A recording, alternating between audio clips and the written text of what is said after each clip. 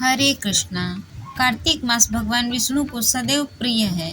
इस मास के दरमियान भगवान श्री हरि विष्णु अपनी योग निद्रा से जागते हैं। कार्तिक में भगवान श्री हरि विष्णु की इच्छा से जो कुछ भी किया जाए वह अक्षय हो जाता है। यह मनुष्य योनि अत्यंत दुर्लभता से मिलती है, अतः इसे प्राप्त कर व्यक्ति को इस प्रकार अपना जीवन व्यतीत करना चाहिए जिसके फलस्वरूप इसका कभी पतन ना हो। कार्तिक सभी मासों में श्रेष्ठ है और यह सबसे पवित्र और पुण्य प्रदायक है। तो चलिए आज हम देखते हैं कि इस वर्ष कार्तिक मास कब से आरंभ हो रहा है। हिंदू वैदिक कैलेंडर के अनुसार वर्ष का 8वां महीना कार्तिक मास के नाम से जाना जाता है और अंग्रेजी कैलेंडर के अनुसार यह अक्टूबर और नवंबर में आता है। इस वर्ष 2024 कार्तिक मास 18 अक्टूबर 2024 शुक्रवार से शुरू हो रहा है और 15 नवंबर 2024 तक चलेगा। लेकिन जैसा कि आप जानते हैं कि सभी इस्कॉन मंदिरों में हम कार्तिक मास का पालन प्रारंभ करते हैं अश्विन मास की पूर्णिमा के दिन से, यानी हम कार्तिक मास का पहला दिन 17 अक्टूबर 2024 गुरुवार से ही मानेंगे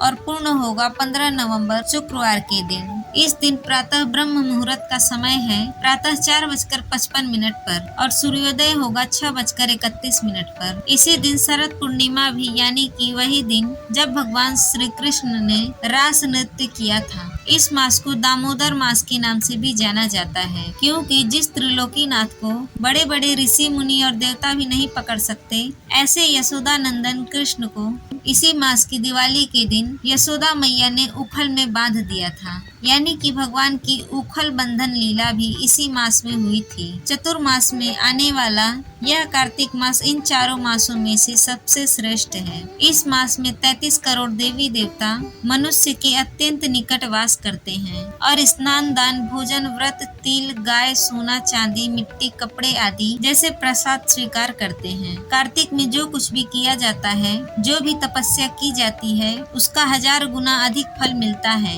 और उसे पूर्ण पुरुषोत्तम भगवान श्री हरि विष्णु ने अक्षय फलदायी कहा गया है। कार्तिक में मनुष्य भगवान श्री हरि विष्णु के निमित्त जो कुछ भी दान करता है वो उसे अक्षय रूप में प्राप्त होता है। उस समय अन्न दान विशेष महत्व है। यह समस्त पापों का नाश करता है। जो मनुष्य कार्तिक मास में पराया भोजन नहीं करता उसे अतिकृष्ट यज्ञ का फल मिलता है। कार्तिक के समान कोई श्रेष्ठ मास नहीं है। सतयुग के समान कोई युग नहीं है। वेदों के समान कोई धर्म नहीं है और गंगा जी के समान कोई तीर्थ नहीं है। उसी प्रकार अन्न दान के समान कोई दान नहीं है। दान करने से अर्जित किए हुए धन की शुद्धि होती है। व्यक्ति के लिए धर्म पूर्वक अर्जित धन का दान करना दुर्लभ है। तीर्थ स्थानों पर किया गया दान तो और भी अधिक पुण्य प्रदान करता है। प्रत्येक मनुष्य को कार्तिक मास में शालिग्राम शिला का पूजन और भगवान वासुदेव का स्मरण करना चाहिए। जो मनुष्य दान इत्यादि करने में असमर्थ है उसे प्रसन्नता पूर्वक प्रतिदिन भगवान श्री हरि विष्णु के नाम का स्मरण करना चाहिए और हरे कृष्ण महामंत्र का अधिक से अधिक जप करना चाहिए। इस मास के दरमियान हमें पीपल के वृक्ष और तुलसी के